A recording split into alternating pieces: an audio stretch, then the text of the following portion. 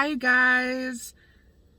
I feel like my YouTube channel is turning into like a documentation of my year and a half going into teaching, or 2 years going into teaching. Which is fine, but it's taken a turn off of my hobbies and collections into my real life. Also, the bag I'm rocking, my Hot Topic Dumbo at Mit One with, again, my s'mores hand sanitizer. So again, I'm going to tutoring, and I've been at Children's Village now for 3 weeks, and it's a lot different than a public school, that is for sure. But to me, it's a way smaller classroom setting, and I think that's what I really needed. Because a lot of you know I don't have any classroom management skills as of right now, because I haven't pre-student taught yet. And so I just felt very overwhelmed in a public school. Again, the beautiful connections I've made with students, really showed me a lot as to the type of teacher I currently will be.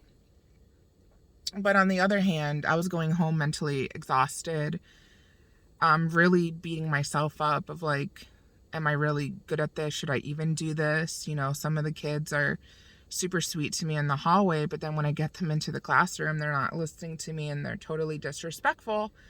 And it really took a toll on my, mental health. And being in Children's Village, there's no more than 10 students in a room, and I could work on them one-on-one. I can talk to them, not as, informative as I could in a public school, because there are, regulations, because they're juveniles in the judicial system. But it's just a lot more different, and it's a lot more calming. But again, now there's this conflict that I'm having, and I had it in public school as well, that I'm not going to change who I am. I'm not going to change my personality. I'm not going to change my characteristics. I'm not going to be this angry, aggressive, really negative teacher. I don't think, one, kids don't respect you. Kids go into a class really hating you and despising you and the subject and school and education as a whole. Believe me, I've had those teachers where they put me down so bad that they totally made me feel as if I was worthless and I couldn't do anything with my life. And I'm now hearing from a lot, well, not teachers per se, but a lot of the staff there. You do know where you are, right? Like, you do know that you can't trust these kids, and you can't believe everything, and you can't be Mrs., nice lady. Okay, I understand that. But I don't know what they're in there for, nor do I really want to know. Yes, I mean, in the back of my mind, there's curiosity, right? But I feel as if, like, if I were to know, I don't think I would look at them any less, but I don't know. I can say that now, but I don't know. I really don't know. And just this, stop being nice. Like, change your character flaw, or you're flawed. Change your character to something that, makes you feel uncomfortable or is not you. Why?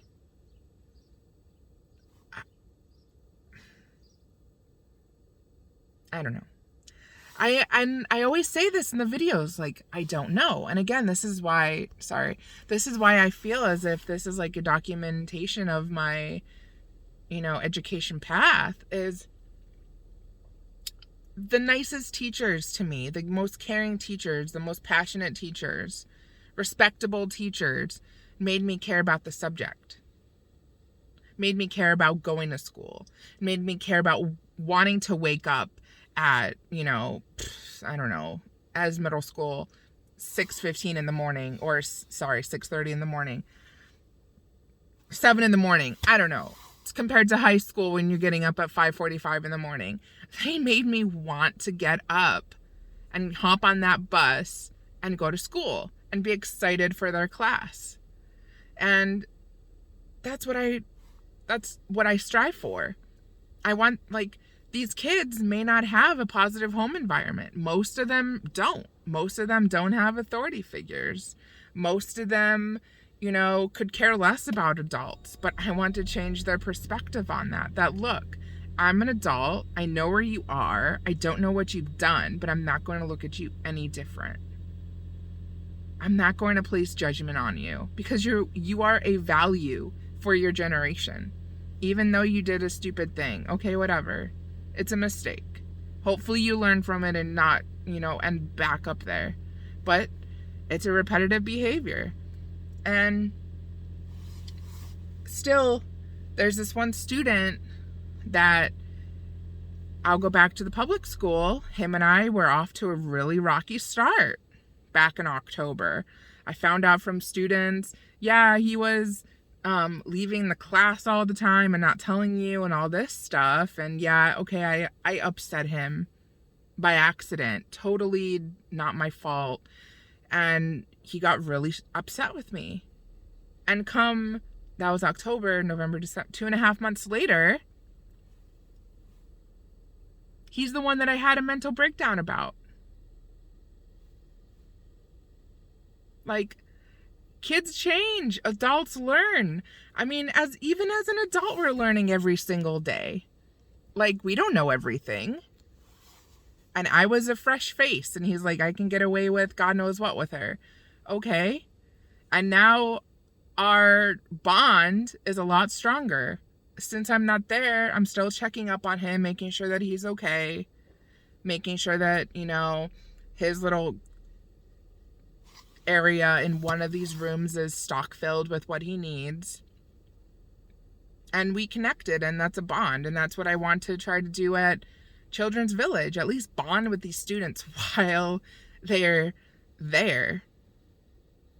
So then maybe they can leave and say, you know what, this one adult actually believed in me. Maybe other adults will, because I'm really not that bad of a person. And one, you shouldn't judge a book by its cover because you don't know. And I know I'm not going to change who I am.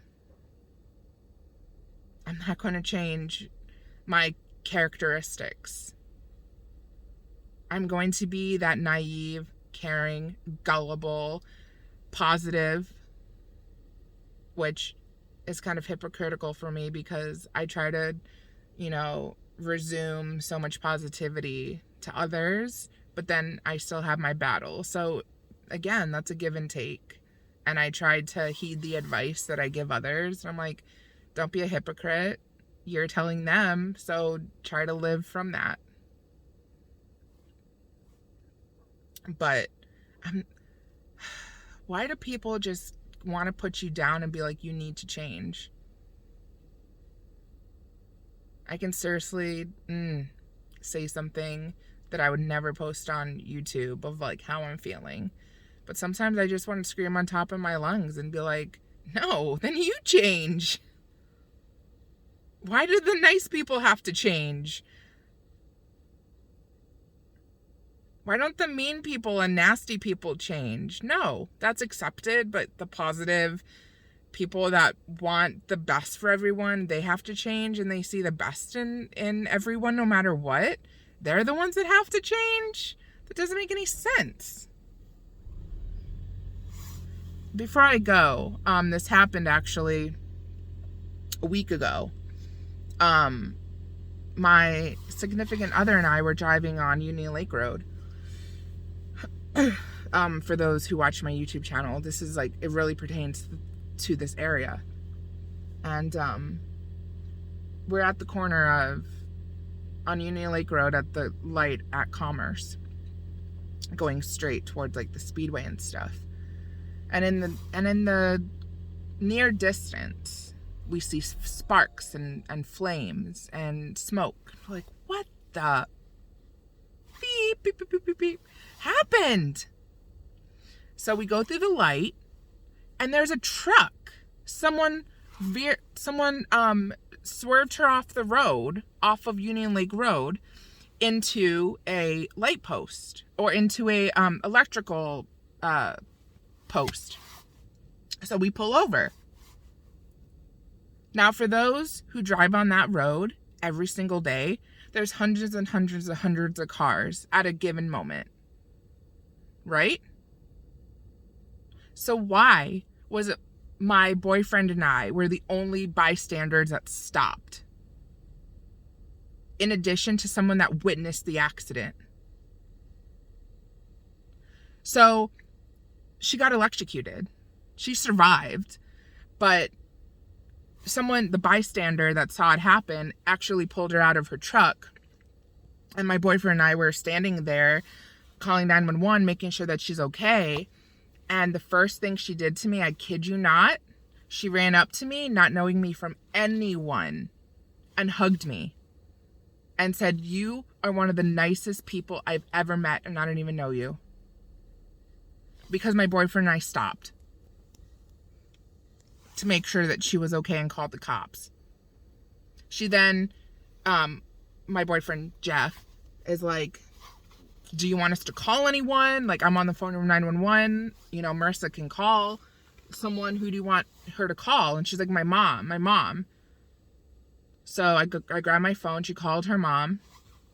I talked to her mom for her. I put her on the phone.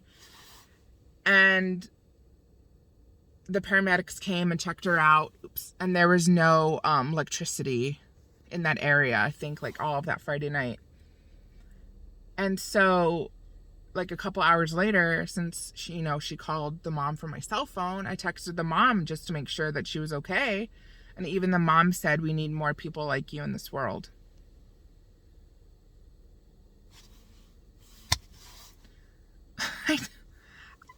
I'm just me. Like, I was an awful teenager. Awful. Even thinking about it. Gosh, how did I turn out so better or right? Awful. And for these two complete strangers to tell me, like, "You are one of the nicest people I met, and we need more nice people like you in this world." Two complete strangers out in the public, but then to go to school and to be told, "Yeah, you need to change your character. You need to change how nice you are." No, I'm not. I'm going to stand up for my personality and my character traits and my awkwardness and, my easygoingness and my naiveness and all this stuff. I'm going to stand up for it. I'm not going to change for anyone. Sorry.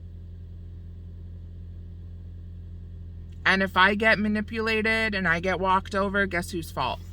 Mine. Okay, so I live and learn from it, right? Again, as an adult, we're living and learning. So I think I filmed this backwards. If I film this backwards, I will upload it. All right, you guys. So I just wanted to come on here and vent. I meet with my two little twins in 9 minutes. I tutor them in 3rd grade for math and English and writing. Can't wait to see them. Haven't seen them in a week. So, alrighty. But please don't change for anyone. Only if you're mean and nasty, then I think you should maybe take a look in the mirror and change. Or work on yourself a little bit more. But if you're super nice, don't. Don't let anyone pressure you into doing that. Alright, you guys. Miss you. Bye, you guys.